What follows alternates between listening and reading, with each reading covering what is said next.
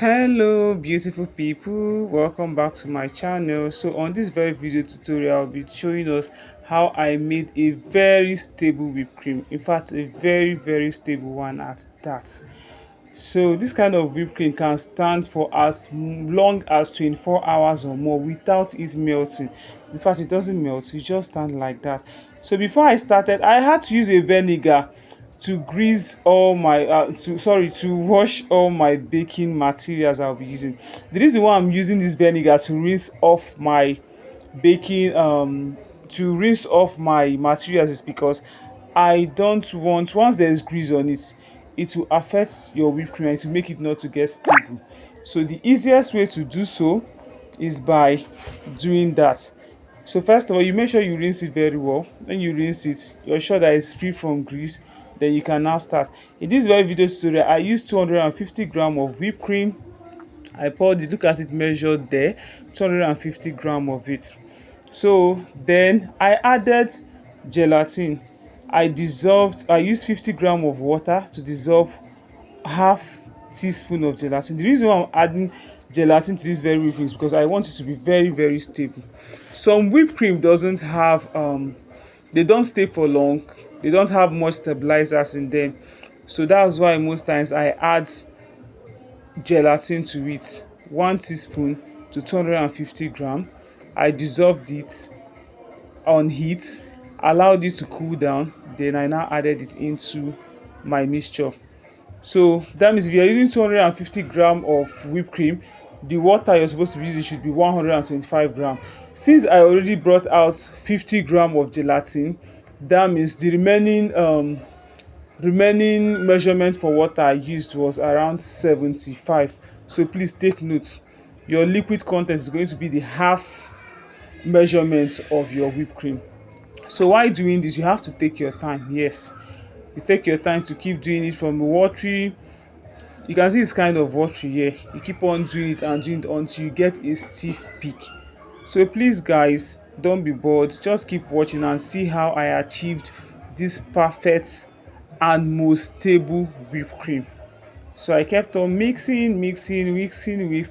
I did not really use a very high speed. I think I used, this is a small cake mixer, so I think the speed I used was around 4. Yes, 4, because it has up to 7 speed limits. So I'm using like 3 to 4 of it. You see it's gradually becoming thick. The more you do, you see that it's kind of getting thicker. You keep on doing it. How you will know that you've already gotten the right and desired consistency that you want? When you finish mixing it, you turn your bowl upside down, and if it doesn't drop, slide or shift, you know that yes, you've gotten that stiff peak, you've gotten enough stability you need for it. This very recipe, I did not add anything cold. In fact, there's no cold water. I did not use anything cold water. That's because if you use anything cold, you find out that along the line, once the temperature, as in is once it's no longer cold, it will start dripping and it will start falling off and it will mess up the whole stuff. So there's no need using a cold water, just your normal water, everything at room temperature. Here I was done mixing, you can see it shaking it like it's very stiff. It can't even pour. See that it's now very stiff. So yeah, I still added icing sugar. The reason why I added icing sugar is that icing sugar gives it more volume. I like how it gives it more volume and makes it look fluffy. There's no particular measurement for this icing sugar, just a little of it. Yes, according to the taste. You know, some whipped cream are more sweeter or more sugary than the other, so you measure while adding it. You calculate, as in you test it, so that your whipped cream will not become too sugary, to just add a little taste to it. So look at it, look at my whipped cream. Can you see it? Can you see it? Very stable. So while I'm done, I'll now start covering the cake. So watch how I cover the cake from start to finish. Sorry, at some point my light became too bright, but nevertheless, towards the end of the video you will see how nice, how neat. It did not really take me time. It's just a simple cake decoration. Along the line I had to mix colors and I did it. So you guys stay tuned and watch how everything happened. Please, you can also send me your comments, your question. I'm open to answering question. Send me your comments, Please like and subscribe to our channel. Whatever you don't understand, please always drop a comment, and I'm always here to respond. Thank you so much, guys. Thank you for the previous like, thank you for the previous comments, thank you for everything. Please like, comment, and subscribe to my channel. Thank you. Love you guys.